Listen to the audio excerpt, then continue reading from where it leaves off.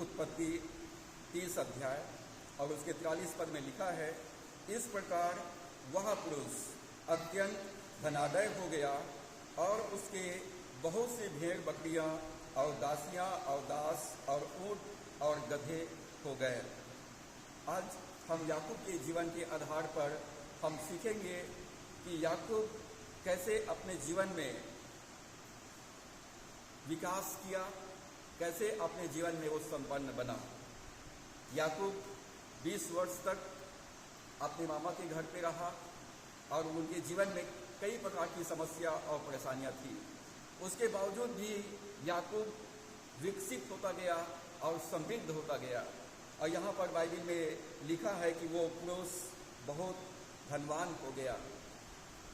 एक मसीह विश्वासी होने के नाते हमारे सामने जो बाइबल के चरित्र हैं, जो हमारे पूर्वज हैं, जो बाइबल में जो शिक्षा हमको मिलता है, हमको उसको अपने जीवन के लिए, हमको अपने जीवन में उस वचन को क्लियर फील करने के लिए हमें विश्वास के साथ वचन को ग्रहण करने की जरूरत है।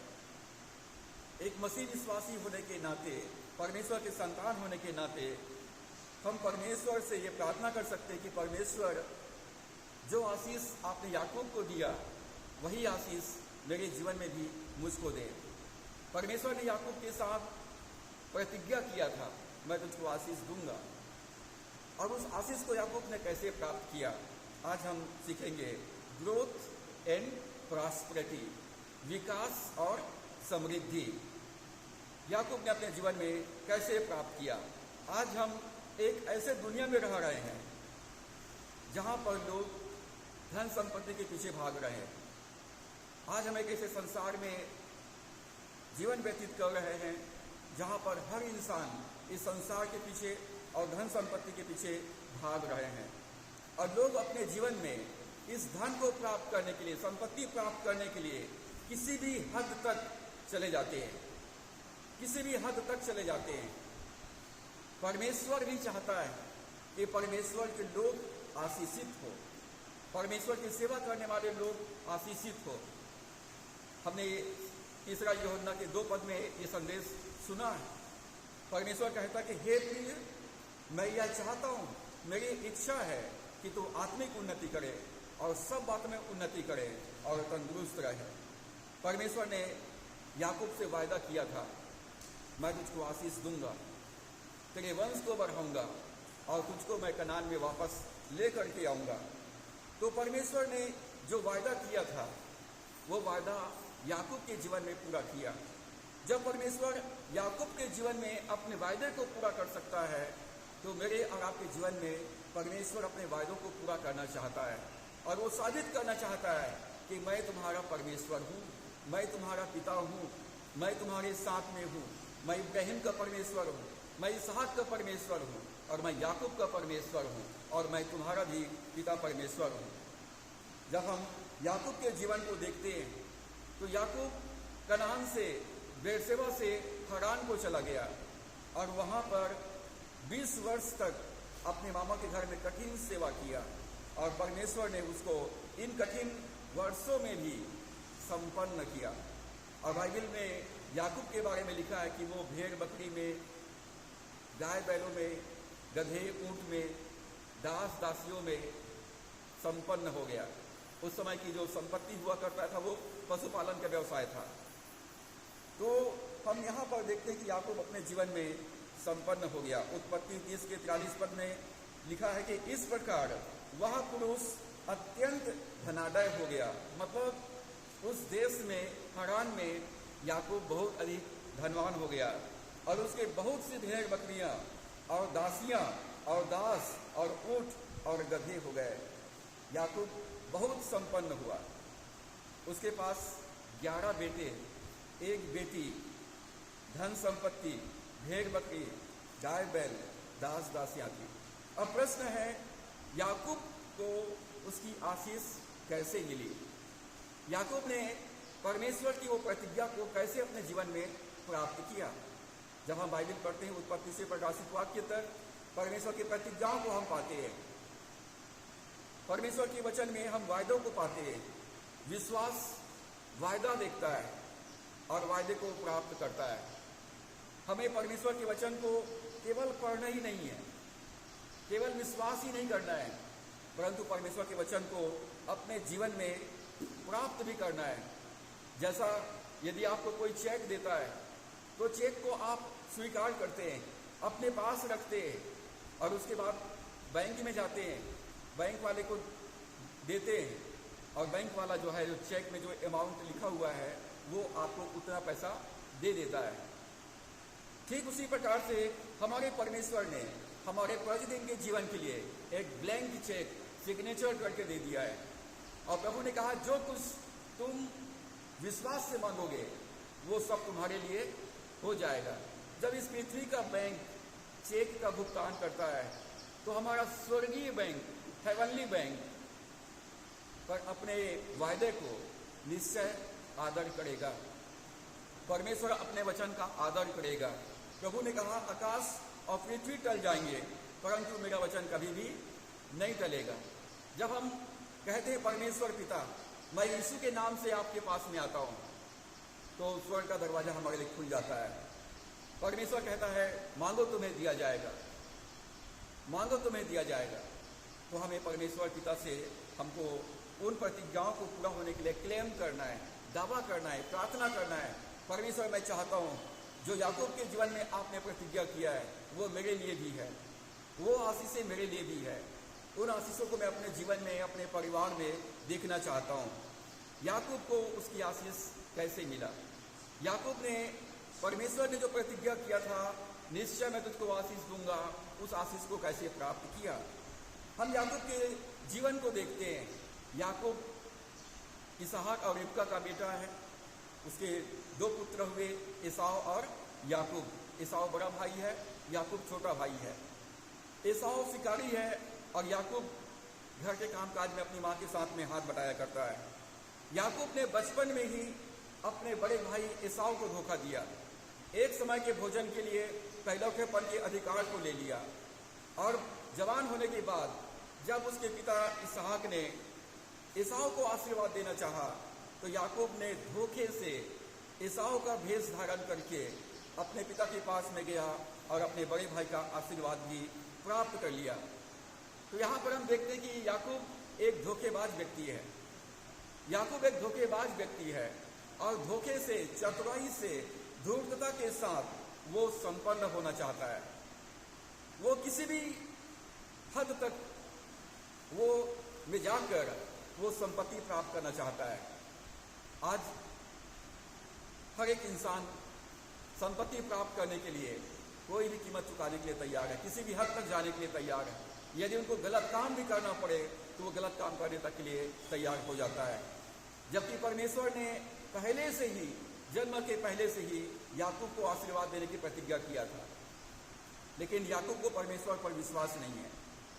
याकूब को परमेश्वर के वायदे पर विश्वास नहीं है और वो धोखे से, चतुराई से वो संपन्न होना चाहता है, परंतु इस आशीष को वो अपने जीवन में सुख नहीं भोग पाया, इसका आनंद नहीं ले पाया, क्योंकि उसका बड़ा भाई नाराज हो गया था और याकूब को मार डालने का शायद उनके मन में ये क्रोध, ये गुस्सा दिन पर दिन बढ़ते जा रहा था। इस कारण से उसके माता पिता ने याकूब से कहा कि बेटा तेरा भाई नाराज है और एक काम कर, तू यहाँ से अपने मामा के घर हरान में चला जा। तो यहाँ से निकलकर, बेरशेबा से, कनान से निकलकर तो अपने मामा के घर हरान में लाबान के पास चला जा, वहीं पर रहना और उनके बेटियों में से किसी एक के साथ में विवाह करके अपना घर बसा लेना। याकूब बेरशेबा से निकलकर हरान की यात्रा में जाता है। रास्ते में सूर्यास्त हो जाता है और पत्थर का तकिया लगाकर याकूब सो जाता है। याकूब परमेश्वर को नहीं जानता है, लेकिन परमेश्वर याकूब को जानता है, क्योंकि याकूब इब्राहिम का पोता है। इब्राहिम का पोता है। रात में याकूब स्वप्न देखता है और स्वप्न में एक सीढ़िया है जिसमें स्वर्गदूत चढ़ते और उतरते, और सीढ़िया का अंत स्वर्ग में जाता है और उस सीढ़िया के अंत में परमेश्वर खड़ा है और परमेश्वर याकूब से कहता है, मैं तेरे दादा इब्राहिम का परमेश्वर और तेरे पिता इसहाक का परमेश्वर हूँ। जिस स्थान में तू खड़ा है वो मैं तुझको और तेरे वंश को दूंगा। तेरे वंश को मैं भूमि के कण के समान अनगिनत कर दूंगा, और जब तक मैं तुझे आशीर्वाद न दूं तब तक मैं तुम्हारे साथ में रहूंगा। परमेश्वर ने याकूब के साथ ये प्रतिज्ञा किया, और तब याकूब सुबह उठता है और उस पत्थर को खड़ा करता है, तेल से अभिषेक करता है और परमेश्वर से प्रार्थना करता है। याकूब अपनी ज़िंदगी में पहली बार प्रार्थना करता है और कहता है, परमेश्वर यदि इस जीवन यात्रा में तू मेरे साथ रहे, मेरी रक्षा करे, मुझे पहनने के लिए वस्त्र दे, खाने के लिए भोजन दे, और मैं कुशल क्षेम के साथ अपने घर लौट आऊँ, तो तू मेरा परमेश्वर ठहरेगा, ये स्थान तेरा भवन ठहरेगा, और जो कुछ तू मुझको दे मैं उसका 10वां अंश तुझे दिया करूँगा। अभी तक याकूब को परमेश्वर पर भरोसा नहीं था, अभी तक याकूब परमेश्वर से प्रार्थना नहीं करता है, लेकिन अब याकूब परमेश्वर के सामने मन्नत मानता है, प्रतिज्ञाबद्ध होता है और कहता है, परमेश्वर तू मेरे साथ रहे, मेरी रक्षा करे, मुझे खाने के लिए भोजन, पहनने के लिए वस्त्र दे, और कुशलता के साथ मुझे मेरे पिता के घर में कनान में वापस लेकर के आएगा, तो तू मेरा परमेश्वर ठहरेगा, ये स्थान तेरा भवन ठहरेगा, और जो आशीष तू मुझको दे मैं तेरी सेवा में 10वां अंश देकर तेरी आराधना करूँगा। और याकूब उसके बाद आगे हरान को चला जाता है। जैसे ही हरान पहुँचता है तो वहाँ पर राहेल जो भेड़ बकरी चरा रही थी वो कुएं के पास में आती है और याकूब से उनका मुलाकात होता है। याकूब भेड़ बकरी को पानी पिलाने में मदद करता है। राहेल जा कर के अपने पिता को बतलाती है कि याकूब आया है, तो हरान जो है उनका अपने घर में स्वागत करता है। याकूब पहुंच गया अपने मामा के घर में और वहाँ पर वो रहते हुए कुछ दिन व्यतीत हुआ, तो याकूब जो है लाबान से कहता है कि तेरे घर में मैं रहते हुए मैं तेरी सेवा करना चाहता हूँ, और मेरी उसके बदले में मैं चाहता हूँ कि तू अपनी छोटी बेटी राहेल को मेरे साथ विवाह कर दे। और ये एग्रीमेंट लाबान और याकूब के बीच में हो गया। ठीक है, तू 7 साल तक मेरी सेवा कर, मेरे घर में रह, मेरे भेड़ बकरी को चढ़ा, मेरी पशुओं की देखभाल कर, और बदले में 7 वर्ष के बाद मैं अपनी छोटी बेटी राहेल को तेरे साथ विवाह कर दूंगा। जब 7 वर्ष पूरा हुआ तो लाबान जो है पूरे आसपास के लोगों को बुलाता है, प्रीति भोज करता है और अपनी बड़ी बेटी लिया के साथ में याकूब का ब्याह कर देता है। अब उस समय बिजली तो था नहीं कि वो सब कुछ दिखाई दे, दुल्हन घूंघट में रही होगी तो उनको पता भी नहीं चला कि राहेल के लिया है। जब सुबह उठा तो याकूब को पता चला कि जिनके साथ मेरा विवाह हुआ है वो लिया है, राहेल नहीं है। तो याकूब ने अपने मामा के पास में जाता है और शिकायत करता है कि मामा जी आपने मेरे साथ ये क्या किया है, मैंने तो राहेल के लिए 7 साल सेवा किया है और तूने अपनी बड़ी बेटी लिया को मेरे साथ ब्याह करा दिया है। तो लाबान ने समझाया कि बेटा हमारे घर की परंपरा है कि बड़े के रहते छोटे का ब्याह नहीं होता है, इसलिए मैंने तेरे साथ में अपनी बड़ी बेटी का विवाह किया है, लेकिन तुम नाराज मत हो, 7 वर्ष तक तू मेरी और सेवा कर, बदले में मैं राहेल को भी तेरे साथ ब्याह कर दूंगा। और इस प्रकार से राहेल और लिया के लिए याकूब ने 14 साल तक सेवा किया, 14 वर्ष तक सेवा किया। और उसके बाद 6 साल तक याकूब ने और सेवा किया। कुल 20 साल तक याकूब अपने घर से दूर ससुराल में समय बिताया। और यहाँ पर याकूब के साथ में उसके मामा ने धोखा किया, राहेल के लिए सेवा किया, लिया उस साथ में विवाह करा दिया। उसकी मजदूरी को उसके मामा ने 10 बार चेंज कर दिया। अब उस समय पैसे नहीं होते थे तो अनाज या पशुओं के माध्यम से मजदूरी दिया जाता था, तो उन्होंने उसकी मजदूरी को 10 बार चेंज किया। याकूब अपने मामा के घर में रहते रहते परेशान हो गया था, इस धोखेबाजी से परेशान हो गया था, और 2 पत्नी के कारण से आपस के लड़ाई झगड़ों में भी वो परेशान हो चुका था। याकूब जो है अपने दोनों पत्नियों से कहता है, उत्पत्ति 31 अध्याय 6 और 7 पद को पढ़ेंगे।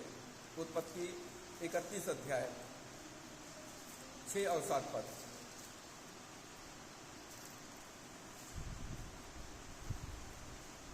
यहाँ पर याकूब अपने दोनों पत्नियों को बुलाता है और कहता है 6 पद से, तुम भी जानती हो कि मैंने तुम्हारे पिता की सेवा शक्ति भर की है। यहाँ पर याकूब जो है राहेल और लिया को बुलाकर कहता है, तुम भी जानते हो कि तुम्हारे पिता की सेवा मैंने विश्वास योग्यता के साथ, पूरे समर्पण के साथ, भक्ति भावना के साथ मैंने किया है। फिर भी तुम्हारे पिता ने मुझसे छल करके मेरी मजदूरी को 10 बार बदल दिया, परंतु परमेश्वर ने उसको मेरी हानि करने नहीं दिया। यहाँ पर याकूब जो है अपने दोनों पत्नियों को बतलाता है कि मैं तुम्हारे पिता की सेवा बड़े आनंद के साथ, विश्वास योग्यता के साथ, समर्पण के साथ में किया है। तुम्हारे पिता ने मेरे साथ बार बार छल किया है, परंतु मेरे परमेश्वर ने, कहता है मेरे परमेश्वर ने उसको मेरी हानि करने नहीं दिया। यहाँ पर एक बात हमको मिलता है, चाहे हमारे आसपास के लोग कितना भी धोखेबाज और कितना भी बेईमान क्यों ना हो, यदि हम ईमानदार हैं, यदि हम विश्वास योग्य हैं, तो परमेश्वर उन बुरे लोगों के बीच में भी हमको आशीषित करेगा।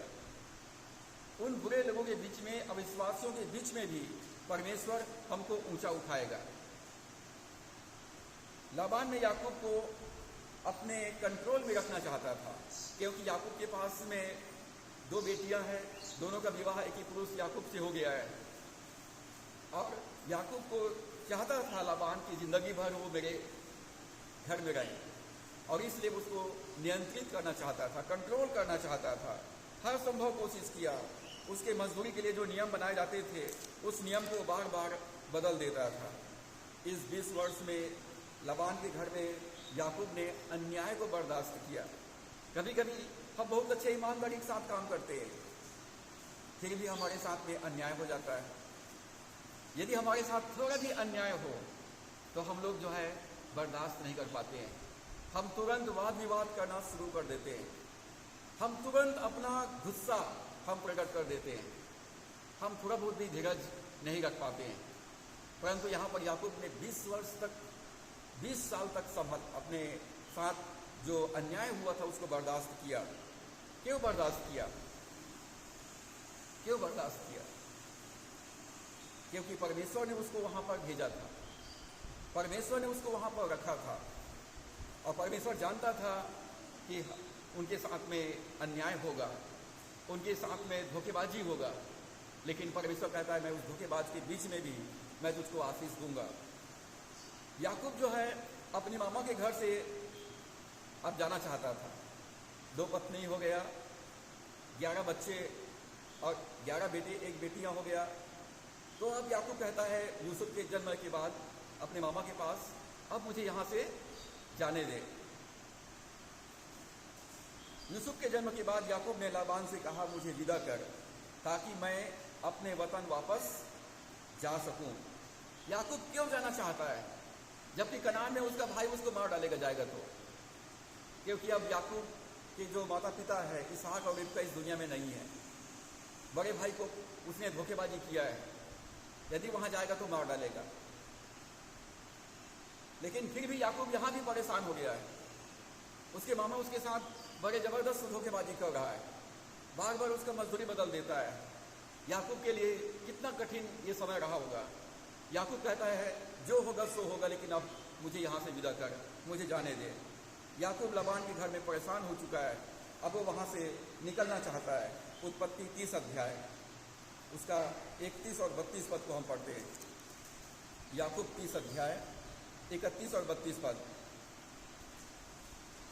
जब लाबान के पास जाकर याकूब कहता है मुझे मेरे वतन वापस लौट करके जाने दे, तो लाबान सोचता है तूने 14 साल तक मेरी सेवा किया है, तो बताओ मैं बदले में तुझे क्या दूं?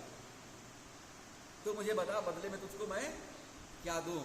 तूने दोनों बेटी में तेरे को ब्याह कर दिया है और मैं तेरी मदद करना चाहता हूँ। मैं तुझे संपत्ति देना चाहता हूँ, दहेज देना चाहता हूँ। आजकल दहेज प्रथा चल रहा है ना, दहेज में काफ़ी, यदि बेटी हो गया तो काफ़ी खर्चा करना पड़ता है। यदि दहेज में लेकर के बेटी नहीं गई तो ससुराल में ताने सुनने को मिलता है, खाली हाथ आई, कुछ लेके नहीं आई, उसके माँ बाप कंगाल है, क्या क्या नहीं सुनना पड़ता है। यहाँ पर लाबान भी दहेज देना चाहता है। बता मैं तुझे क्या दूँ? सोना संपत्ति, सोना चांदी, धन दौलत, पशु, दास दासी, क्या चाहिए तुझे? तो याकूब ने क्या जवाब दिया यहाँ पर? उत्पत्ति 30 अध्याय 31 और 32 पद को पढ़ते हैं। उसने फिर कहा, मैं तुझे क्या दूं? याकूब ने कहा, तू मुझे कुछ न दे, यदि तू मेरे लिए एक काम करे तो मैं फिर तेरी भेड़ बकरियों को चराऊंगा और उनकी रक्षा करूंगा। मैं आज तेरी सब भेड़ बकरियों के बीच होकर निकलूंगा, और जो भेड़ या बकरियां चित्ती वाली और चितकबरी हो, और जो भेड़ काली हो, और जो बकरी चितकबरी और चित्ती वाली हो, उन्हें मैं अलग कर रखूंगा और मेरी मजदूरी में वही ठहरेंगी। लाबान याकूब की मदद करने की पेशकश किया। याकूब से पूछा, तुझे क्या चाहिए, मैं तुझे क्या दूं? याकूब ने क्या कहा, ऐसा कर, मुझे बढ़िया वाला पलंग दे दे, कार दे दे, स्कूटी दे दे, वॉशिंग मशीन दे दे, सिलाई मशीन दे दे। ऐसा मांगा कुछ? आजकल के दवान को पूछ के देखना, या उसके माँ बाप को पूछना क्या चाहिए, लंबी लिस्ट देंगे आपको। सामने कुछ नहीं बोलेंगे, लेकिन किसी न किसी माध्यम से बता देंगे। ऐसे करना, कैश दे देना 5 लाख, हम लोग अपने घर में उधर खरीद लेंगे। कितना भी धनवान रहेगा तब भी उनका खाली से रहेगा कटोरा। याकूब ने कहा, मुझे कुछ मत दे। लाबान याकूब को मुफ्त में उपहार देना चाहता था, एक प्रकार से दहेज देना चाहता था, परंतु याकूब ने जानता था कि आशीष देने वाला परमेश्वर है, आशीष देने वाला, रक्षा करने वाला परमेश्वर है, और मैं अपने ससुर का कर्जदार बनना नहीं चाहता हूँ। ससुर मेरे ये कहने ना पाए कि याकूब मेरे कारण से धनवान हुआ है, मैंने उसको दहेज में दिया है, मेरी संपत्ति को इस्तेमाल कर रहा है, ये कहने ना पाए। याकूब किसी का कर्जदार बनना नहीं चाहता। सुलेमान राजा ने कहा, जो लेने वाला होता है वो देने वाले का गुलाम बन जाता है, कर्जदार हो जाता है। याकूब कहता है, मैं तेरा कर्जदार नहीं रहूंगा, तेरी बेटियों की विवाह मैंने किया है तो 14 साल तक तेरी सेवा किया है। लाबान ने कहा कि वह उसी के घर में रहकर सेवा करे और अपनी मजदूरी स्वयं तय कर ले। अब लाबान के मन में थोड़ा सा परिवर्तन हो गया। लाबान जानता है कि याकूब के कारण से मैं आशीषित हुआ हूँ, याकूब मेरे घर में आया तो मेरा धन संपत्ति काफ़ी बढ़ गया है। तो याकूब को कहता है कि तू मेरे घर में रह और अपनी मजदूरी को खुद तय कर ले, जो तनख्वाह तू चाहता है, जो पेमेंट तू चाहता है, जो मजदूरी तू चाहता है, वो तय कर ले। याकूब ने इस बार अपने लिए बहुत ही खराब सौदा तय किया, बहुत ही खराब सौदा तय किया। याकूब ने कहा कि उसकी मजदूरी में क्या होगा, भेड़ या बकरी, चित्ती वाली, चितकबरी और काली भेड़, ये मेरी मजदूरी होगा। जो धब्बेदार वाला होगा या चितकबरी होगा या काली होगा, वो भेड़ बकरी जो है मेरी होगा, बाकी सब तुम्हारा है। और वहाँ पर कोई चित्ती वाली या धाड़ी वाले भेड़ बकरी की संख्या बहुत कम था, क्योंकि बार बार लाबान जो उनके साथ चीटिंग कर रहा था। तो याकूब ने कहा कि अब की बार मेरी मजदूरी में ये भेड़ बकरी होंगे, धाड़ी वाली, चित्ती वाली और काली बकरी। उसको अलग किया और 3 दिन के दूरी पर अपने पुत्रों के हवाले कर दिया।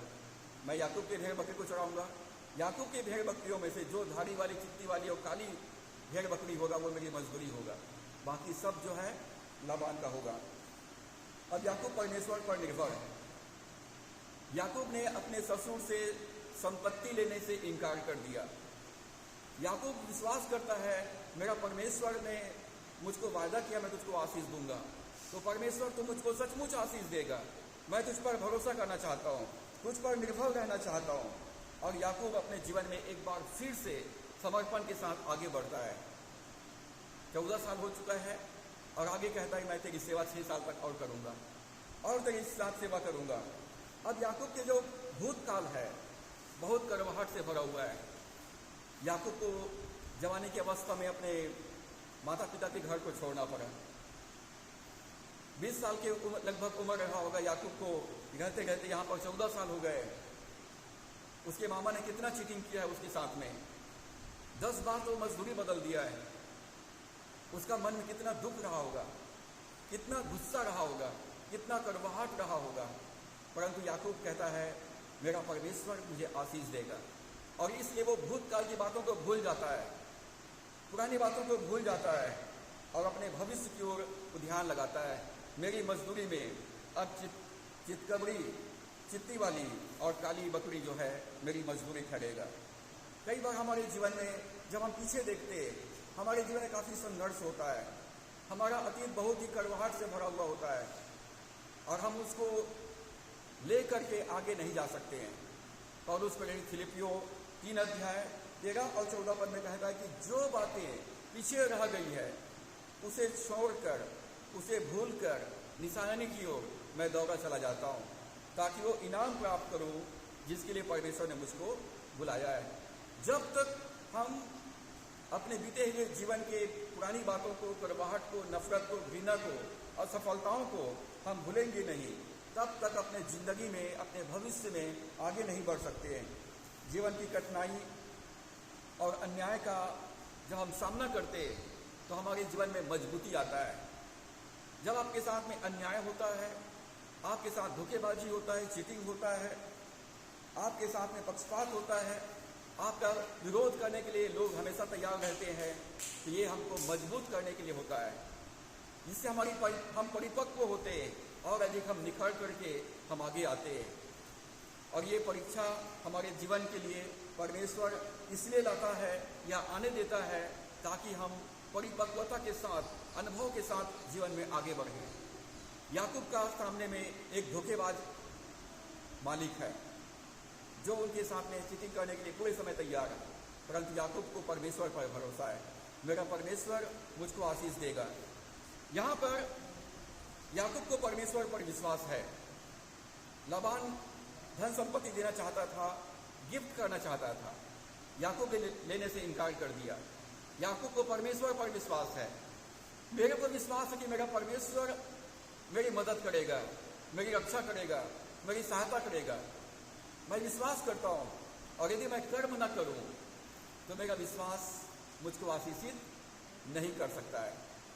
यदि मैं खाली बैठा रहूँ, खाली विश्वास मैं करूँ और कर्म न करूँ तो मेरा विश्वास मेरे लिए काम नहीं करेगा। अधिकांश मसीह विश्वासियों के साथ यही समस्या है। वो केवल विश्वास करते हैं लेकिन विश्वास का एक भी कदम आगे नहीं बढ़ाते हैं, विश्वास का जिंदगी नहीं जीते हैं। विश्वास के लिए हमें कुछ करना पड़ता है, विश्वास को कर्म करना पड़ता है। जब हम परमेश्वर का वचन पर, वायदा पर विश्वास करते हैं, जब हम परमेश्वर पर निर्भर होकर जीवन जी रहे हैं, तो हमें कर्म करना है, निष्क्रिय होकर के बैठे नहीं रहना है। हमको निष्क्रिय होकर के बैठे नहीं रहना है। परमेश्वर उन्हीं की सहायता करता है जो अपनी सहायता खुद करता है। परमेश्वर उन्हीं की सहायता करता है जो अपनी सहायता स्वयं करता है।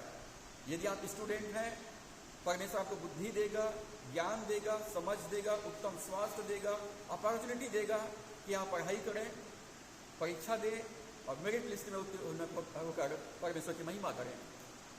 यदि आप साल भर तक पढ़ाई नहीं करेंगे और विश्वास करेंगे परमेश्वर मुझे परीक्षा में पास कर देगा, तो आप फेल होकर के निकलेंगे, परमेश्वर आपकी मदद नहीं करेगा। यदि आप काम नहीं करेंगे, अरे यार 100 रुपये मजदूरी दूंगा बोलता है, इतना महंगे का जमाना है, 100 रुपये में क्या होता है, मैं नहीं करता ये काम।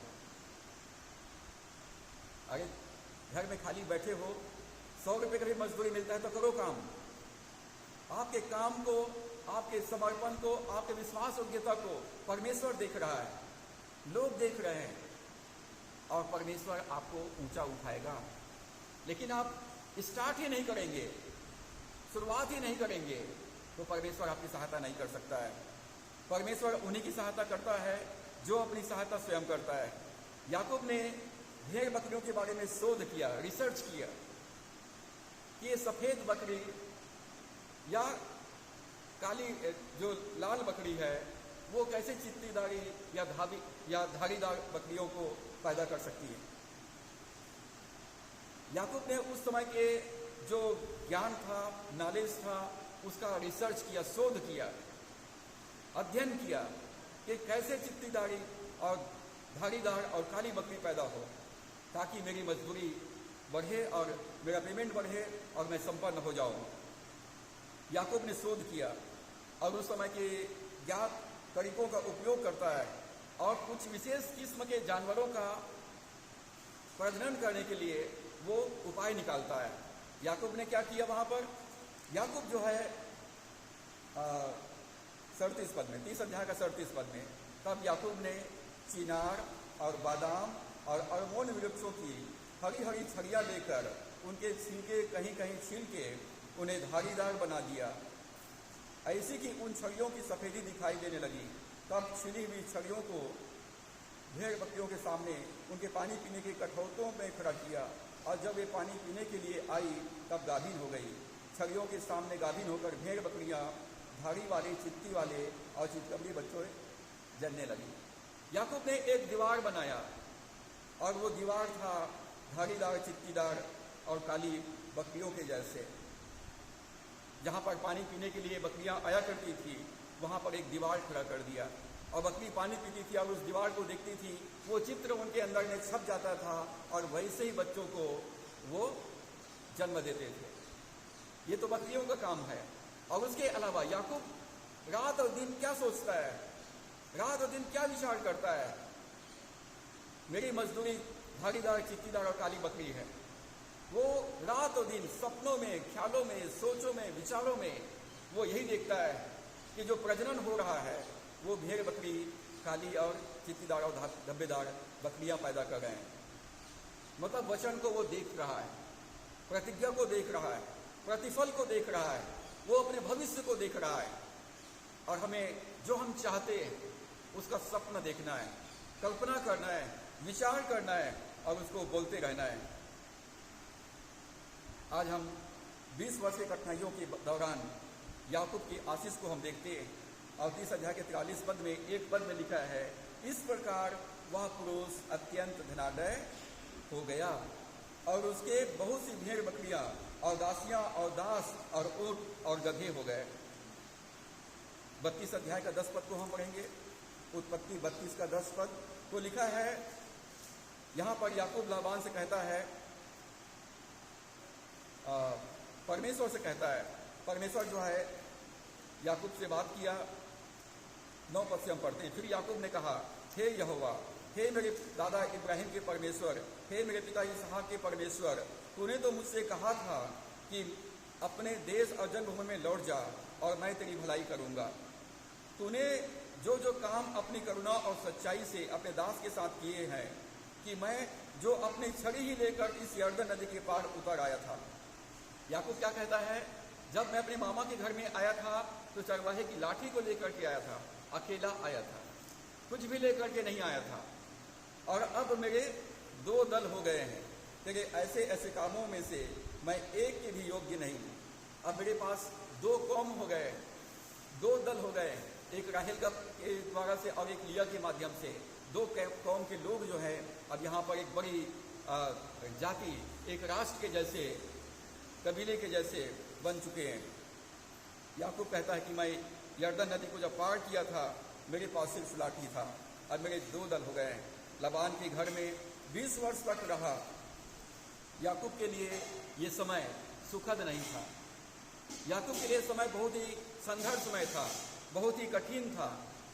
याकूब सोचता होगा कि मेरे पिता, मेरे दादा इब्राहिम धनवान था, मेरे पिता इसहाक धनवान थे, और मैं यहाँ पर नौकरी कर रहा हूँ, गुलामी कर रहा हूँ अपने ससुर के घर में।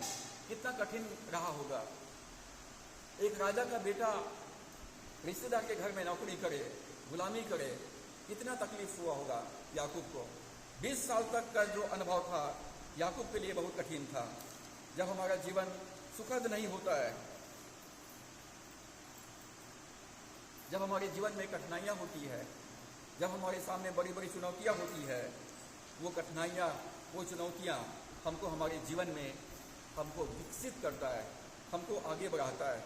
याकूब को परमेश्वर ने परिवार दिया, 11 बेटे, 1 बेटी दिया, दास दासी दिए, गाय बैल, भेड़ बकरी, गधे, ऊंट दिया, और धन संपत्ति का ये आशीर्वाद मिला।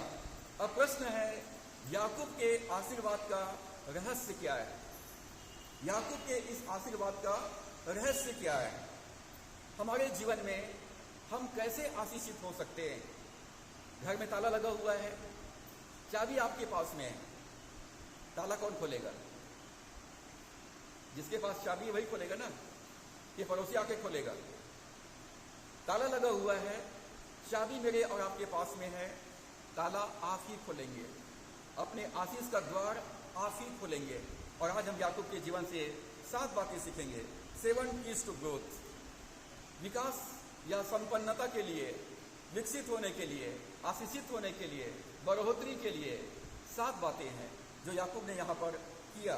पहली बात, ध्यान से सुनिए, पहली बात, आशीष की जो कुंजी है, विकास की जो कुंजी है, जीवन के हर क्षेत्र में, जिस भी क्षेत्र में आप विकसित होना चाहते हैं, अपने परिस्थितियों को मत देखिए, परमेश्वर की तरफ देखिए। परमेश्वर कहता मैं तुझको आशीष दूंगा, तेरा नाम को मैं बड़ा करूंगा और तुझे आशीष का मूल ठहराऊंगा। ये प्रतिज्ञा परमेश्वर ने केवल इब्राहिम के साथ में नहीं किया है, वो हम सब के साथ में किया है। और एक मसीह विश्वासी होने के नाते ये अधिकार मुझे विरासत में मिला है। ये चाबी परमेश्वर ने मुझको दिया है, ताला मुझको और आपको खोलना है। तो पहली बात, आशीष आज्ञाकारिता के बाद आता है। आशीष आज्ञाकारिता का पीछा करता है। आशीष आज्ञाकारिता के बाद आता है, आशीष पहले नहीं आता। आप आज्ञा पालन कीजिए, आशीष आपके पीछे पीछे आएगा। आज्ञाकारिता के बाद आशीर्वाद मिलता है। हम लोग शॉर्टकट रास्ता अपनाते हैं। मम्मी पापा प्रार्थना कर दो, पादरी साहब प्रार्थना कर दो, कोई प्रभु का जान आया प्रार्थना कर दो, मैं आशीषित मिल जाएगा, परीक्षा में पास हो जाऊंगा, चंगा हो जाऊंगा, मेरा पढ़ाई कंप्लीट हो जाएगा, नौकरी लग जाएगा, बच्चे हो जाएंगे, घर बन जाएगा, मेरे जीवन धन्य हो जाएगा। ऐसा कोई तरीका बाइबल में नहीं है। ऐसा कोई शॉर्टकट रास्ता है ही नहीं। यदि आप ऐसा सोच रखते हैं तो आपका सोच बहुत गलत है।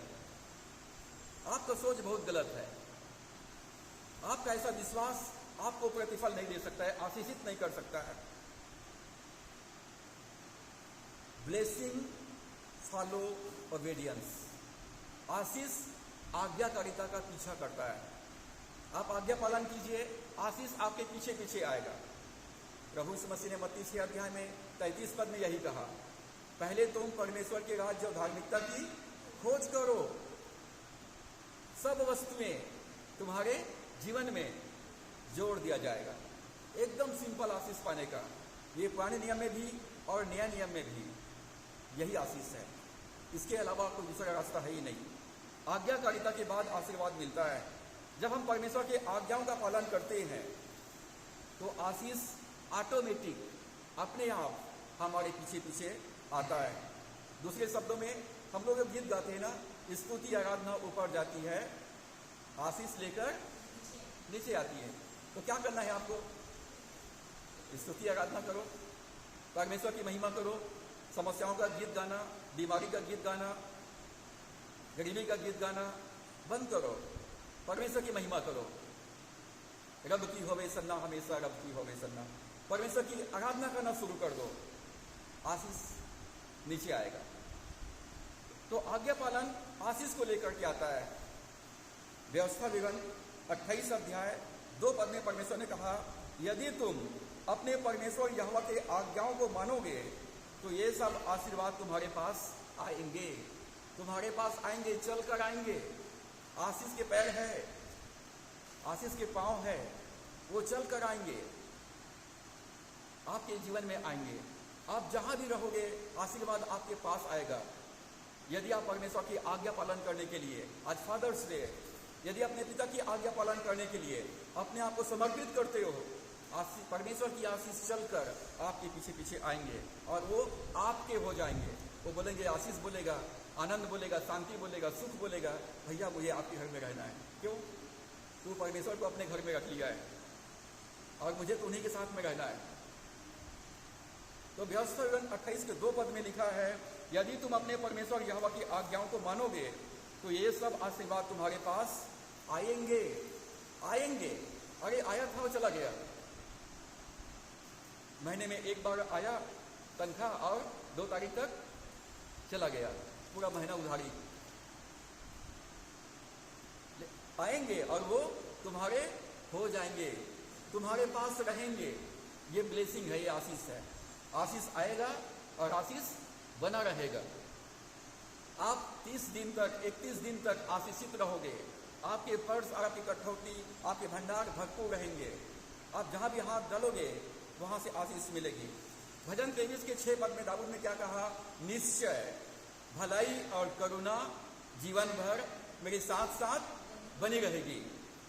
Slowly goodness and mercy shall follow me all the days of my life.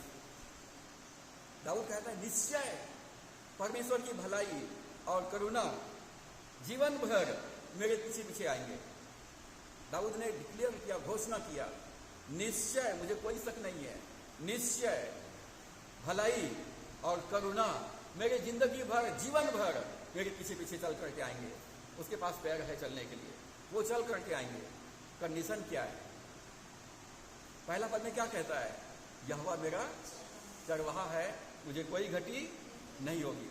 यहोवा मेरा चरवाहा है, वो मेरा शासक है, वो मेरा इंचार्ज है, वो मुझको चलाएगा, मैं उसके पीछे चलूंगा। जब मैं परमेश्वर के पीछे चलूंगा, वचन के अनुसार चलूंगा, आज्ञा के अनुसार चलूंगा, तो करुणा और भलाई मेरे पीछे पीछे चल करके आएंगे। उत्पत्ति 12 अध्याय के 2 पद में परमेश्वर ने इब्राहिम से कहा, इब्राहिम मैं तुझको आशीष दूंगा, इब्राहिम तेरा नाम को बड़ा करूंगा, तेरे वंश आकाश के तारागण के समान अनगिनत होंगे, तेरे द्वारा सारी जाति के लोग आशीष पाएंगे। कब? कंडीशन क्या है? इब्राहिम तुझे अपने पिता के घराने को और अपने जन्मभूमि को छोड़कर कनान जाना है, जहां मैं कह रहा हूं वहां तुझको जाना है। आशीर्वाद, आशीष आज्ञाकारिता के बाद आता है। परमेश्वर ने बहुमूल्य प्रतिज्ञा किया, आशीष की एग्रीमेंट, वाचा बांधा, मैं तुझे आशीष दूंगा, तेरे नाम को ऊंचा करूंगा और तू आशीष का मूल ठहरेगा। कंडीशन क्या है? अब्राहम तुझे मेरे पीछे आना है, मैं तुझे जहां लेके जा रहा हूं वहां तुझे आना है, कोई प्रश्न करने की जरूरत नहीं है, तुझे मुझ पर विश्वास करना है। इब्राहिम को नहीं मालूम था कि वो कहां जा रहा है। इब्राहिम परमेश्वर के आज्ञा के अनुसार अपनी पत्नी सारा और अपने भतीजे लूत को लेकर निकल गया। क्यों? क्योंकि इब्राहिम के जो माता पिता थे वो मूर्ति पूजा करते थे, वो मूर्ति पूजक थे, और परमेश्वर ने कहा इब्राहिम मैं तुझको यहां आशीष नहीं दे सकता हूं, और इसलिए तुझको उस अपने पिता के घर को और अपने जन्मभूमि को छोड़कर वहां जाना है जहां मैं तुझको लेकर जाने वाला हूं। अपना देश और अपने पिता के घर को छोड़ना था। बाइबल में आशीर्वाद का जो शर्त है वो है आज्ञाकारिता। लोग आज्ञा पालन करना नहीं चाहते और इसलिए आशीषित नहीं होते हैं। आशीषित नहीं होते हैं, इस कारण से जीवन में कोई गवाही नहीं है, परमेश्वर के साथ चलने का, जीने का कोई अनुभव नहीं है, और केवल नाम मात्र का मसीही या केवल जाति और धर्म का मसीही बनकर के रह जाते हैं। वो कुछ भी अनुभव नहीं कर पाते हैं अपने जीवन में। तो बाइबल में आज्ञाकारिता के बाद ही आशीष आता है। यदि मैं आशीषित होऊंगा तो परमेश्वर ने इब्राहिम से क्या कहा था? तू आशीष पाएगा और तेरे द्वारा से सारी जाति के लोग आशीष पाएंगे। यदि आप आशीषित होते हैं तो आपसे जुड़ा हुआ हर व्यक्ति आशीष पाएगा। उत्पत्ति 30 अध्याय उसका 27 पद को हम पढ़ते हैं। उत्पत्ति 30 का 27 पद। लाबान ने उससे कहा, यदि तेरी दृष्टि में मैंने अनुग्रह पाया है तो यही रह जा, क्योंकि मैंने अनुभव से जान लिया है कि यहोवा ने तेरे कारण से मुझे आशीष दी है। ये लाबान की गवाही है। लाबान कहता है तो भैया यदि मेरे से प्रसन्न है, यदि तेरा कृपा दृष्टि मुझ पर है तो यही रह जा, मेरे घर में रह जा, क्योंकि मैंने अनुभव से जान लिया है 14 साल में तेरे कारण से परमेश्वर ने मुझको आशीष दिया है। आप जहां भी जाएंगे, जहां भी रहेंगे, जो भी काम करेंगे, परमेश्वर आपके कारण से उस जगह के लोगों को आशीष देगा। तो पहली बात, आशीष की जो कुंजी है आज्ञाकारिता। आज्ञाकारिता के पीछे आशीष आता है। आशीष पहले नहीं आता है, आज्ञाकारिता पहले आएगा, उसके पीछे आशीष आएगा। दूसरा, संपन्न होने की इच्छा होना चाहिए, बर्निंग डिजायर, ज्वलंत इच्छा। परमेश्वर की सहायता से मैं आशीषित बनूंगा, मैं तंदुरुस्त बनूंगा, मैं बुद्धिमान बनूंगा, मैं शक्ति बलवान बनूंगा, मैं संपन्न बनूंगा, मैं पुंछ नहीं मैं सिर बनूंगा। ये इच्छा होना चाहिए। और जब तक हमारे अंदर में ये इच्छा ही नहीं होगा तो आप जिंदगी में कुछ कर नहीं पाएंगे। जिंदगी में कुछ भी नहीं कर पाएंगे। यदि आपके अंदर में इच्छा शक्ति है, मुझे आशीषित होना है, क्यों? मेरा परमेश्वर आशीष देने वाला है। मुझे तंदुरुस्त रहना है, क्यों? मेरा परमेश्वर चंगा करने वाला है। मुझको बलवंत होना है, क्यों? परमेश्वर मुझे बल देने वाला है। मुझे सफल होना है, क्यों? परमेश्वर मुझको सफलता प्रदान करने वाला है। आपको ये निश्चय करना है, आपको निश्चय, मुझे जीवन में सफल होना है क्योंकि मेरा परमेश्वर सफलता प्रदान करने वाला है। याकूब क्या कहता है अपने जिंदगी में? याकूब उत्पत्ति 30 अध्याय का 30 पद, याकूब माफ करिए, उत्पत्ति 30 अध्याय का 30 पद में क्या कहता है? मेरे आने से पहले वे कितने थे और अब कितने हो गए हैं, और यहोवा ने मेरे आने पर तुझे आशीष दी है। याकूब यहाँ पर अपने ससुर को बोल रहा है, मेरे आने पर यहोवा ने तुझे आशीष दी है। ये तो ठीक बात है, तू खुद बोल रहा है, लेकिन मैं अपने घर का काम कब करने पाऊंगा? सब कुछ तो तेरा है भैया। मैं अपने जीवन में, अपने परिवार में, अपने बच्चों के लिए कब धन अर्जित कर पाऊंगा? मैं अपने स्वयं का व्यवसाय कब स्टार्ट कर पाऊंगा? मैं कब आशीषित बनूंगा? मेरे आने के कारण से तो तू आशीषित हुआ है, लेकिन मैं आशीषित कैसे बनूंगा? यहाँ पर याकूब के जीवन में हम पाते हैं, लाबान तो आशीषित हो गया, अब मैं भी आशीषित होना चाहता हूँ। मैं चाहता हूँ कि मेरे बच्चे भी आशीषित हो। और यहाँ पर याकूब कहता है, मेरे आने से पहले जो थोड़ा बहुत तुम्हारे पास था वो बहुत बढ़ गया है, और जहाँ भी मैं गया हूँ प्रभु ने तुम्हें आशीर्वाद दिया है, लेकिन अब मैं अपने घराने के लिए कब कुछ कर सकूंगा? याकूब के मन में अब संपन्न बनने का, धनवान बनने का, सफल होने का, एक अच्छे बिजनेसमैन बनने का जो है, अब उनके मन में इच्छा उत्पन्न हो गया है। जितना अधिक परमेश्वर हमको आशीर्वाद देना चाहता है, उतना ही अधिक हमारे अंदर में गहरी इच्छा होना चाहिए। हर बच्चे के अंदर में एक गहरी इच्छा होना चाहिए, मुझे बुद्धिमान बनना है, मुझे पढ़ लिख करके एक अच्छे व्यक्ति बनना है, मुझे आशीषित बनना है, मुझे अच्छे प्रभावशाली व्यक्ति बनना है, मुझको फलवंत होना है, मुझको सफल होना है। हर एक व्यक्ति के अंदर में, हर एक मसीह विश्वासी के अंदर में ये इच्छा शक्ति होना चाहिए, एक जुनून होना चाहिए। यदि आपके अंदर में जुनून है तो आपको परमेश्वर आशीष देना चाहता है, और वो इच्छा आपके अंदर में होना चाहिए। भजन संहिता 37 मेरे साथ निकालिए, भजन संहिता 37 और उसका 4 पद।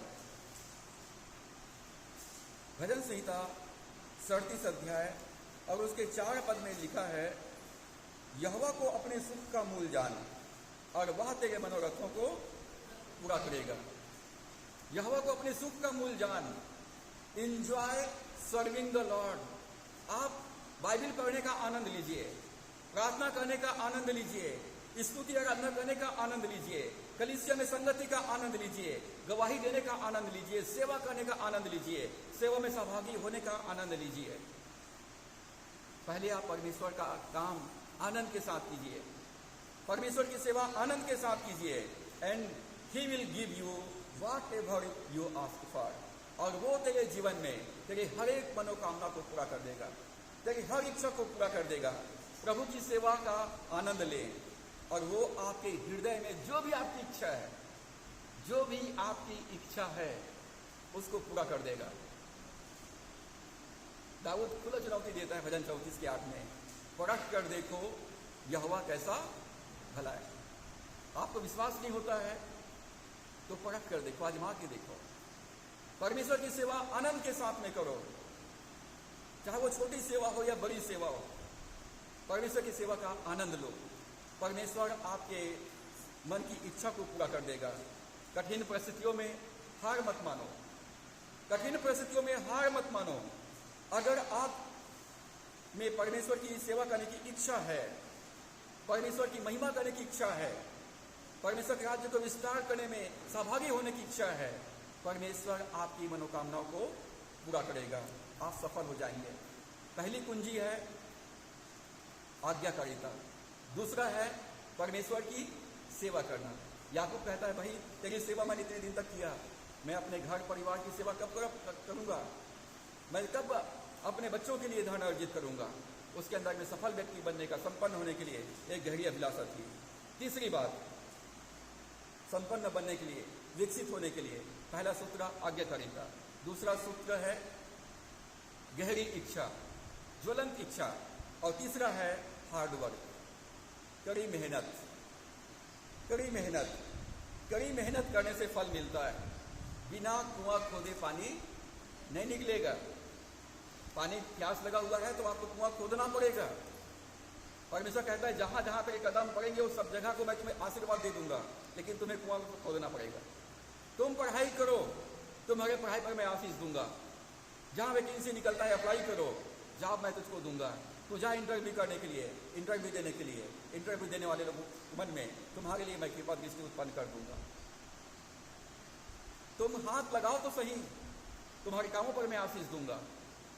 परमेश्वर कहता है मैं तुमको आशीष देना चाहता हूं, लेकिन आशीष घर बैठे बैठे नहीं मिलेगा।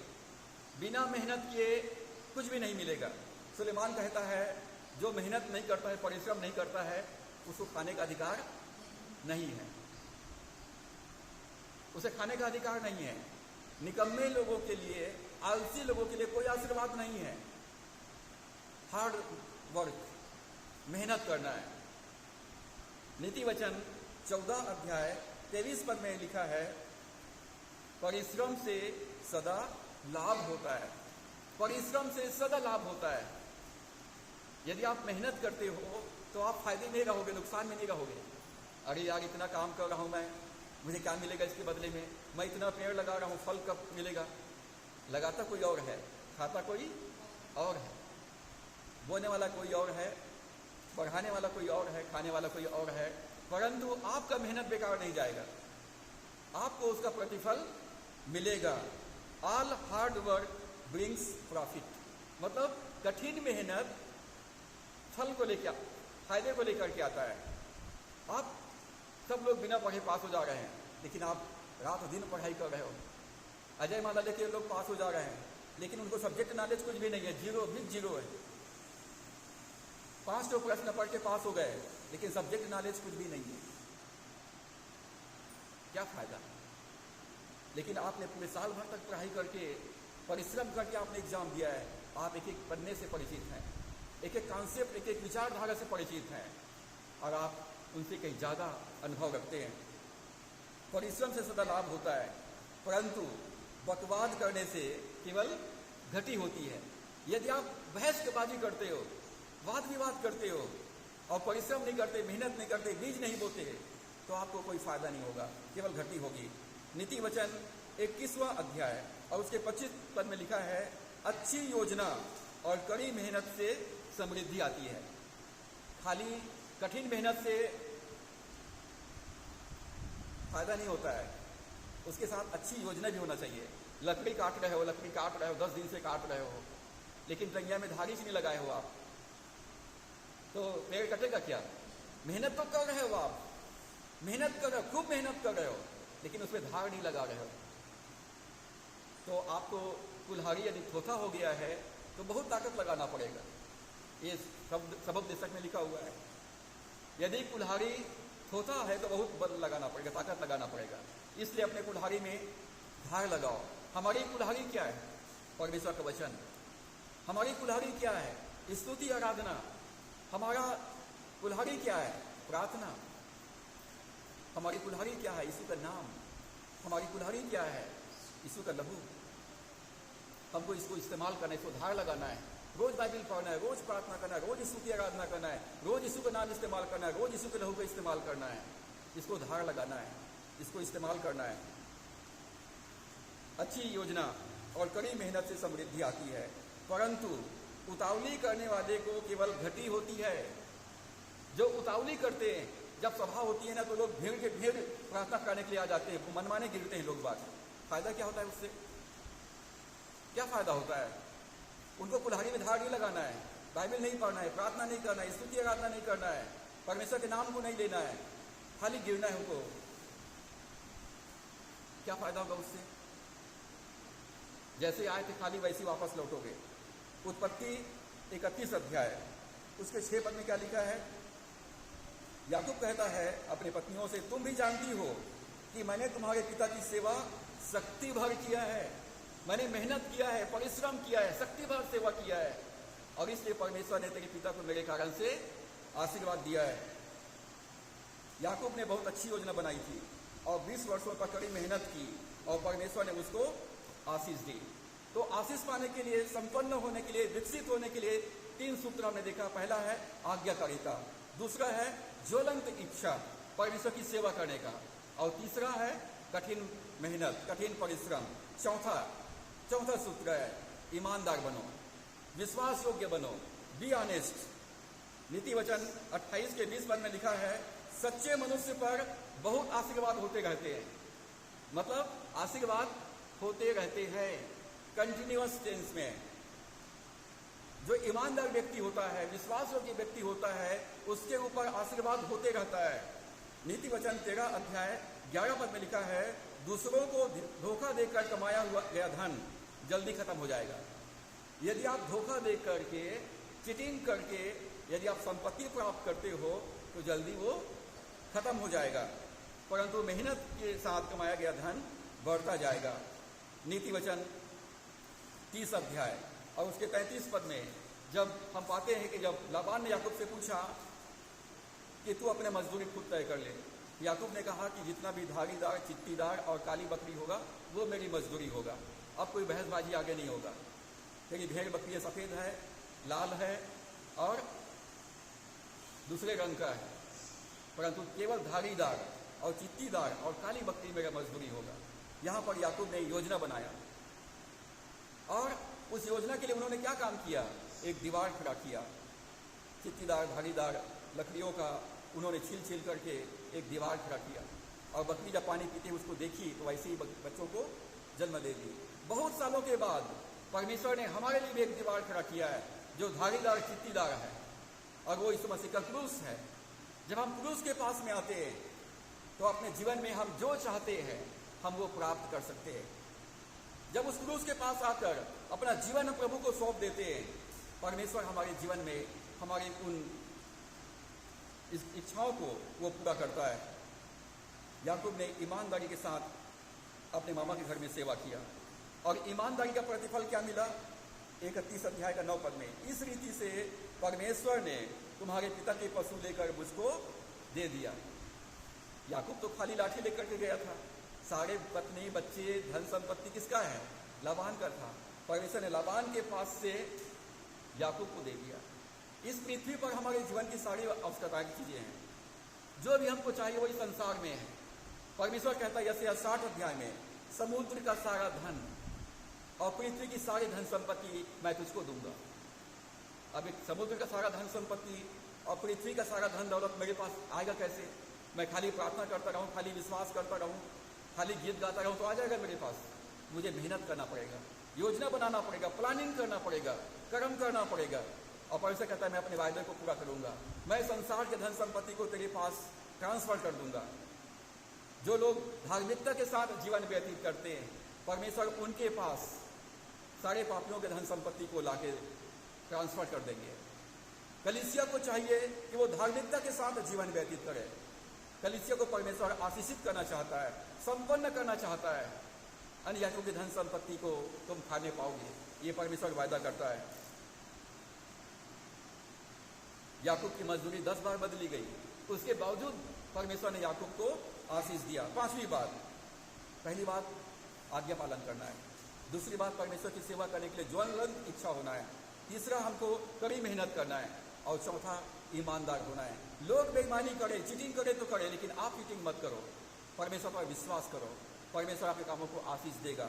5वीं बात, परमेश्वर के प्रबंध से बाहर मत निकलिए। ध्यान से सुनिए, परमेश्वर ने आपको जहां रखा है वहां पर रहिए। परमेश्वर हमारा चरवाहा है, वो हमारे आगे आगे चल रहा है, और वो हमको उत्तम से उत्तम चारागाह में लेके जाएगा, सुखदायी जल के झरने के पास में लेकर के जाएगा, हमारे प्राणों को चंगा करेगा, हमारे साथ रहेगा, हमारे विरोधियों के सामने हमारे लिए आशीष का मेज लगाएगा। तो परमेश्वर ने आपको जहां रखा है वहां आनंद के साथ में रहिए, वहां से बाहर निकलने का कोशिश ना करें। परमेश्वर के प्रबंध से बाहर मत निकलिए। हम में से कई लोग जब जीवन में समस्या आती है तो कई सालों के मेहनत और लगन के बाद, कई साल के मेहनत और लगन के बाद जीवन में जब समस्या आता है, हमको उस सेवा का प्रतिफल नहीं मिलता है, तो हम लोग क्या करते हैं? हम असंतुष्ट हो जाते हैं, असंतुष्ट हो जाते हैं। लेकिन परमेश्वर जो है हमारे जीवन में ये समस्याओं को क्यों लाता है? जल्दी आशीष क्यों नहीं देता है? एकदम लंबा लंबा समय क्यों लगाता है? ताकि हम परिपक्व बने, ताकि हम परमेश्वर पर निर्भर होना सीखें, परमेश्वर के साथ चलना सीखें, विश्वास करना सीखें। जब हमारे जीवन में समस्या आती है तो समस्याओं से भागना बहुत आसान काम है, समस्या को छोड़कर भागना बहुत आसान काम है। लेकिन परमेश्वर के ऊपर यदि भरोसा नहीं करते हो, वहाँ पर टिके नहीं रहते हो, तो समस्या आपके पीछे पीछे भागेगा। आप जहाँ जाओगे आपकी समस्या आपके साथ साथ जाएगा। और इसलिए परमेश्वर के प्रबंध से बाहर मत जाइए। आपको ये समझना चाहिए कि आशीर्वाद और कृपा वही मिलती है जहाँ उसने आपको रखा है। आशीर्वाद और परमेश्वर की कृपा दृष्टि वही मिलेगा जहाँ परमेश्वर ने आपको रखा है। मैं रोज परमेश्वर का धन्यवाद करता हूँ। धन्यवाद परमेश्वर, तूने मुझे उत्तम चरागाह में लाया, सुखदायी जल के झरने के पास में लाया, एक अच्छी कलीसिया में लाया, अच्छे विश्वासी भाई बहन मुझको दिए। मैं रोज ईश्वर का धन्यवाद करता हूँ और मैं आशीषित हूँ, मैं भरपूर, मैं सक्सेसफुल हूँ। परमेश्वर ने सम्मान बढ़ाया और मेरे मन की सारी इच्छाओं को पूरा किया। लबान के घर में याकूब को बहुत सारी परेशानी था, एक दो परेशानी नहीं था, बहुत सारी परेशानी था। याकूब जानता है कि उसको यही आशीष मिला है, यही उसको पत्नी मिला है, यही बच्चे मिले हैं। याकूब जानता है कि परमेश्वर ने मुझको यहाँ पर आशीष दिया है और इसलिए याकूब जो है यहाँ से भागना नहीं चाहता है। लाबान ने बोला, तेरे कारण से मुझको आशीष मिला है। परमेश्वर, जब मैं यहाँ आया था तो एक लाठी लेकर के आया था, लेकिन अब मेरे पास दो दल हो गए हैं, दो कौम हो गए। जब जीवन में अप्रिय होता है, जब परिस्थितियाँ खराब होती है, तो जल्दबाजी में वो जगह को न छोड़ें, जल्दबाजी में वहाँ से आगे न जाएं। परमेश्वर के प्रबंध से यदि आप बाहर जाते हैं तो आप आशीषित नहीं हो सकते हैं। आप लंबे समय से वहाँ पर रह रहे हैं, लेकिन अभी तक आपने आशीष प्राप्त नहीं किया है, आपने भरपूरी प्राप्त नहीं किया है, तो जल्दबाजी में वो जगह को ना छोड़ें। परमेश्वर ने इब्राहिम से कहा था, इब्राहिम मैं तुझको आशीष दूंगा। और जैसे ही इब्राहिम उत्पत्ति 12 अध्याय में अपने जन्मभूमि को छोड़कर, पिता के घर को छोड़कर आगे निकला, कनान में आया, वहां पर अकाल पड़ गया। परमेश्वर, मैं तो तेरी आज्ञा के अनुसार यहाँ पर आया हूँ, तेरे पीछे चलते हुए आया हूँ, अब यहाँ पर अकाल पड़ गया है, अब मैं क्या खाऊंगा? इब्राहिम के विश्वास की परीक्षा अकाल के माध्यम से हुआ। जब अकाल पड़ गया कनान में, तो इब्राहिम ने क्या किया? उत्पत्ति 12 अध्याय के 10 पद में लिखा है, इब्राहिम जब कनान में अकाल पड़ा तो मिस्र को भाग गया। कहाँ चला गया? मिस्र को भाग गया, अपना जीवन जोखिम में डाल दिया।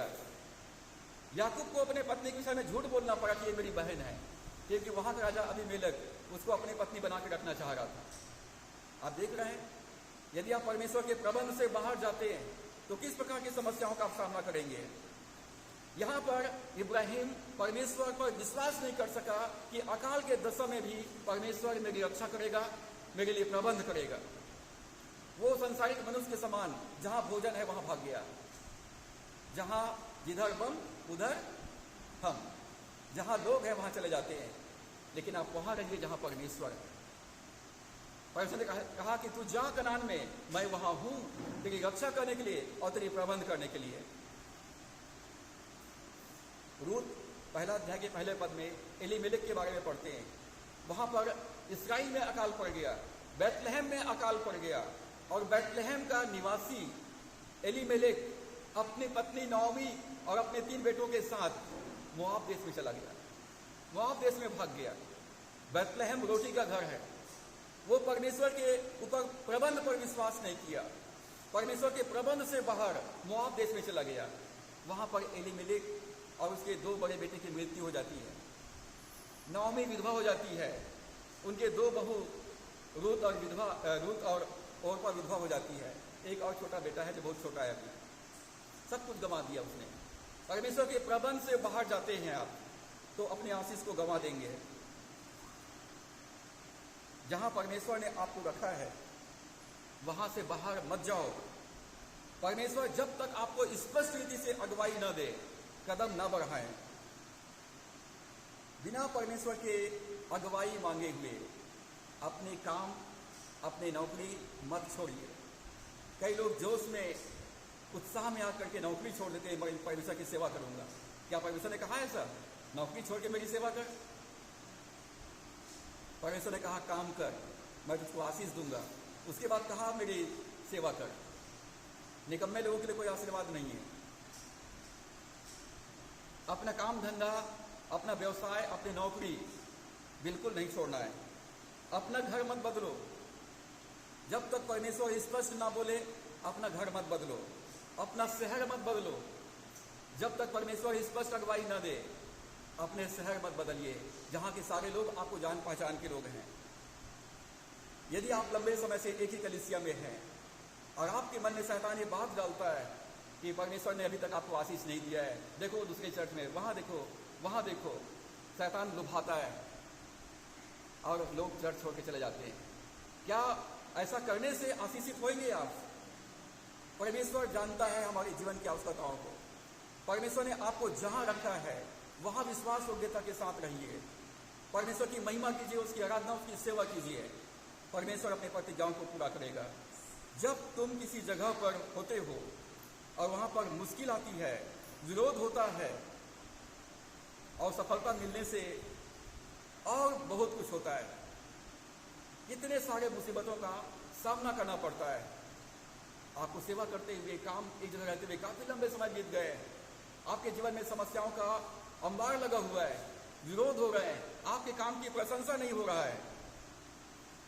जब लोगों की वजह से, लोगों के विरोध की वजह से, लोगों की आलोचना की वजह से हम जगह छोड़ देते हैं तो कई बार हमको ये एहसास नहीं होता है कि हम परमेश्वर के प्रबंध से, परमेश्वर की कृपा से बाहर जा रहे हैं।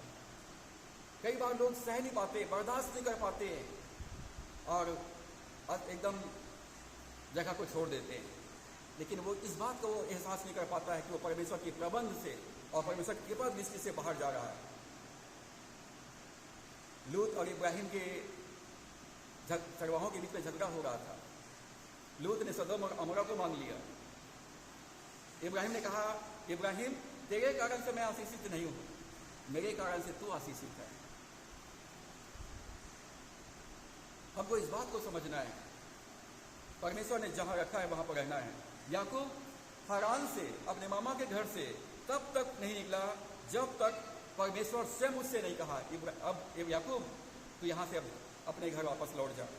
20 साल तक कठिन सेवा किया, धोखेबाजी को बर्दाश्त किया, अपने ससुर के घर में रहा, बहुत अन्याय सहा, शर्मिंदगी उसको सहना पड़ा। देखो अपने घर द्वार छोड़ के अपने ससुर के घर में पड़ा हुआ है, कितना शर्मिंदगी उसको उठाना पड़ा होगा। और उत्पत्ति 31 अध्याय उसके 13 पद में याकूब कहता है, परमेश्वर कहता है, मैं उस बेतेल का परमेश्वर हूं जहां तूने एक खंभे पर तेल डाल दिया था और मेरी मन्नत मानी थी। अब चल इस देश से निकलकर अपने जन्मभूमि को लौट जा। परमेश्वर याद दिलाता है, मैं उस बेतेल का परमेश्वर हूं जहां पर तुमने मुझसे प्रार्थना किया, वायदा किया है, अब मैं तुझको लौटा के लेके जाना चाहता हूं। जब तुम किसी जगह पर होते हो और वहां मुश्किलें आती है तो हमको जब तक परमेश्वर स्पष्ट रीति से अगुवाई ना दे तब तक हमको वहां पर टिके रहना है। छठवीं बात, संपन्न होने के लिए, आशीष पाने के लिए शांति स्थापित करें, मेल मिलाप के साथ में रहें, शांति का अनुसरण करें, शांति का अनुसरण करें। हमारा परमेश्वर शांति का परमेश्वर है। यीशु मसीह ने अपने चेलों के पास जब भी आया तो कहा, शालोम, तुम्हें शांति मिले। परमेश्वर शांति दाता है। धन्य है वे जो शांति देने वाले हैं, शांति स्थापित करने वाले हैं, क्योंकि परमेश्वर के पुत्र कहलाएंगे। यहाँ पर छोटी छोटी बातों के लिए आपस में मतभेद हो जाते हैं। छोटी छोटी बातों के लिए लोग अपने भावनाओं को, अपने क्रोध और अपने वैर भावना, नफरत और घृणा को उजागर कर देते हैं। ये परमेश्वर का स्वभाव नहीं है। शांति स्थापित करें, खुद शांति से रहें और दूसरों को शांति प्रदान करें। जब यदि ऐसा समय आए जब तुम्हें लोगों से अलग होना पड़े तो शांति के साथ में अलग हो। झगड़ा करके, लड़ाई झगड़ा करके अलग नहीं होना है। प्रेम से, शांति के साथ विदा हो, आशीष लेकर के विदा हो, अपने पिता से आशीर्वाद के साथ जाए। ऐसा करने से आपके परिवार में शांति बनी रहेगी। याकूब ने अपने दोनों पत्नियों को, लिया को, राहेल को बुलाया। 31 अध्याय उसके 4 पद और 16 पद में, तब याकूब ने राहेल और लिया को मैदान में अपनी भेड़ बकरियों के पास बुलवा कर कहा, परमेश्वर मुझे अपनी जन्मभूमि को लौटने के लिए कहा है। अपनी दोनों पत्नियों को बताया, मैं तुम्हारे पिता के घर में 20 साल से हूँ और कैसा सेवा किया तुमने देखा है, और अब परमेश्वर मुझसे कह रहा है कि मैं अपना कनान, अपने वतन को लौट जाऊं। तब राहेल और लिया ने क्या कहा? 16 पद में, परमेश्वर ने हमारे पिता का जितना धन ले लिया है वो हमारे बच्चों का है। अब जो कुछ परमेश्वर ने तुझसे कहा है वही कर। उसके दोनों पत्नियों ने अप्रूवल दे दिया। जो भी धन संपत्ति हमारे पास में है वो परमेश्वर ने लाबान के पास से हमको दिया है, अब वो हमारे बच्चों का है और उसको लेकर के हम कनान जा सकते हैं। और उसके बाद जब वो याकूब जो है अपने परिवार के साथ, धन संपत्ति के साथ कनान की यात्रा कर रहा था, याकूब से मिलने के लिए लाबान आया और लाबान को परमेश्वर ने कहा, तो याकूब को भला बुरा मत बोलना, याकूब को किसी भी प्रकार से धमकाना मत, क्योंकि याकूब को मैंने कहा वहाँ जाने के लिए। और तब लाबान आता है और भैया तेरे को घर जाना था तो ठीक है, कम से कम बता के जाते, तो मैं गाना बजाना करके तेरा विदा करता, अपनी बेटियों को आशीष देता। तो एकदम चोर जैसा भाग के जा रहा है। याकूब ने यहाँ पर गलती किया था, बिना बताए। अब बताता तो याकूब को लाबान जाने भी नहीं देता, ये भी परेशानी था, इसलिए चुपके से निकलना पड़ा वहाँ पर। और यहाँ पर लाबान ने याकूब के साथ वाचा बांधा। वहाँ पर एक पत्थर का ढेर खड़ा किया गया। उस जगह का नाम गिलगाल और मिस्पा रखा गया और कहा कि तू इस पत्थर को लांघ के इस पार मेरी हानि के लिए मत आना, और इस पत्थर को लांघ कर मैं तेरे पास खाने के लिए नहीं आऊँगा। शांति स्थापित किया। याकूब और लाबान दोनों का परिवार, दोनों का झुंड जश्न मनाया, आनंद मनाया, शांति स्थापित किया गया, मेल मिलाप किया गया। और साथ ही अंतिम बात, आशीष पाना चाहते हो जीवन में, सफल होना चाहते हो, उन्नति चाहते हो, तो परमेश्वर के साथ एक मजबूत रिश्ता बनाएं। परमेश्वर के साथ एक मजबूत रिश्ता कायम करें। Build a great relationship with God. परमेश्वर के साथ एक मजबूत संबंध स्थापित करें। यूहन्ना पहला अध्याय के 12 पद में लिखा है, जितनों ने यीशु को प्रभु ग्रहण किया उसको उसने परमेश्वर के संतान होने का अधिकार प्रदान किया। आप परमेश्वर के संतान बन गए। यूहन्ना 15 अध्याय के 13 पद में यीशु मसीह ने कहा, यदि तुम मेरे आज्ञा मानोगे तो मैं तुमको अपना दास नहीं कहूँगा, मैं तुमको अपना मित्र कहूँगा, तुम मेरे दोस्त बन जाओगे। याकूब के सफलता और संपन्नता की वजह यह है कि उसका रिश्ता परमेश्वर के साथ बहुत मजबूत था। याकूब सफल हुआ, संपन्न हुआ, क्योंकि उसका परमेश्वर के साथ एक मजबूत संबंध था। इस संसारिक जीवन में रहते हुए चाहे आप कोई भी काम करें, काम छोटा नहीं होता है और काम बड़ा भी नहीं होता है। काम सिर्फ काम होता है। उस काम के प्रति आपका समर्पण, आपका व्यवहार और आपकी विश्वास योग्यता महत्वपूर्ण है। जहां बुलाया जाना है, जहां चुना जाना है, जहां नियुक्त किया जाना है, वहां एक ही बात देखा जाता है, वो विश्वास योग्य निकले। तो हमको विश्वास योग्यता के साथ परमेश्वर की सेवा को आनंद के साथ में करना है। परमेश्वर के साथ एक व्यक्तिगत मजबूत रिश्ता बनाए। याकूब का मुलाकात परमेश्वर के साथ कब हुआ?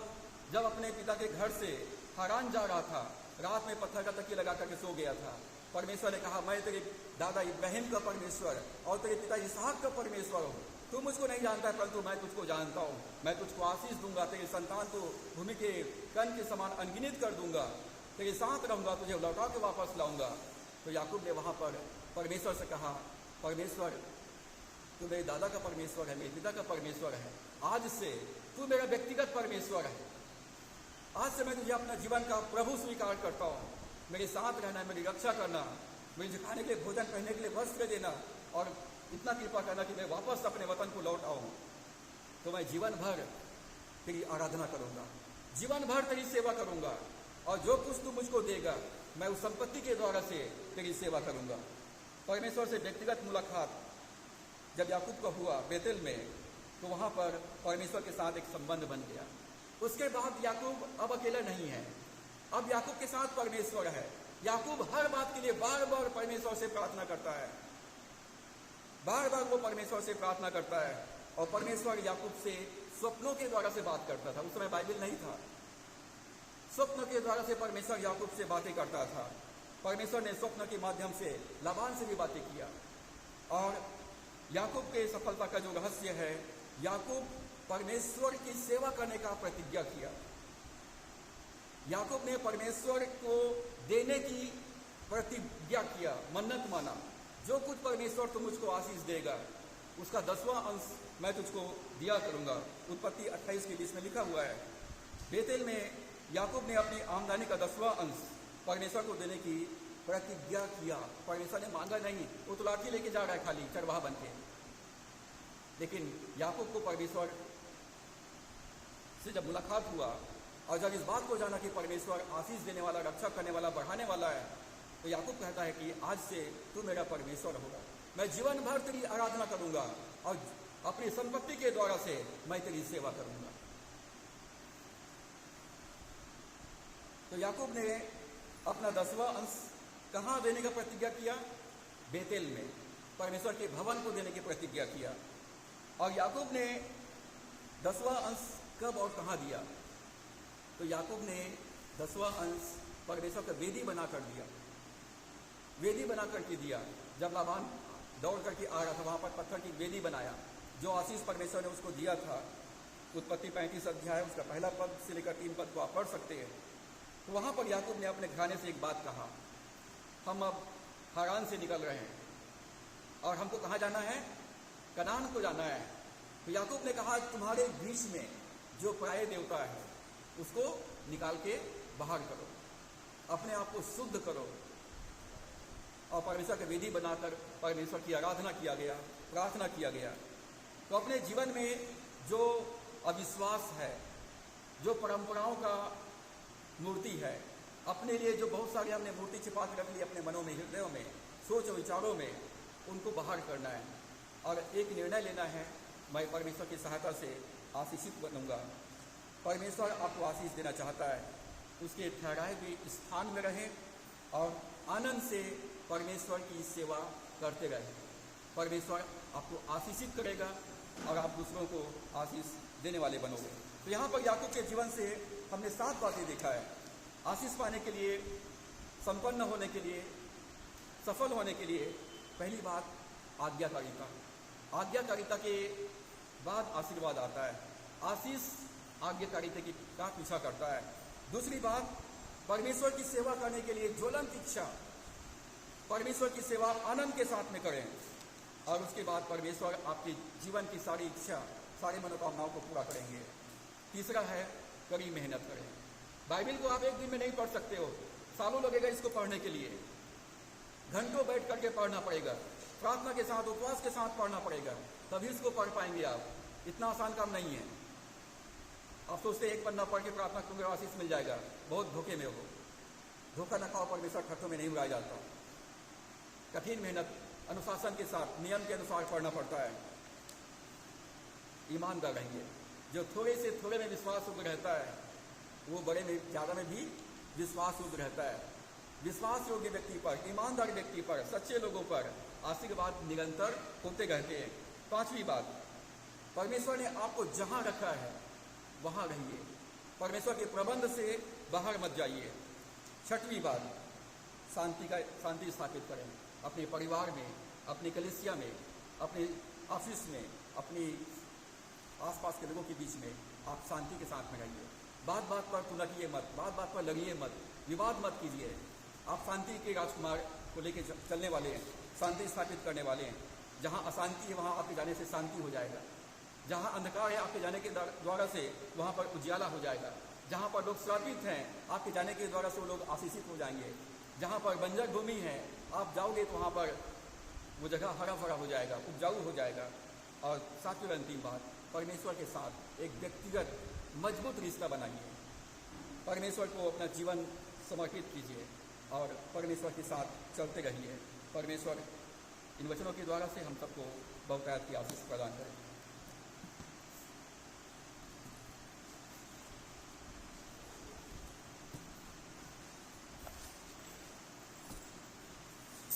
इस समय हम गीत नंबर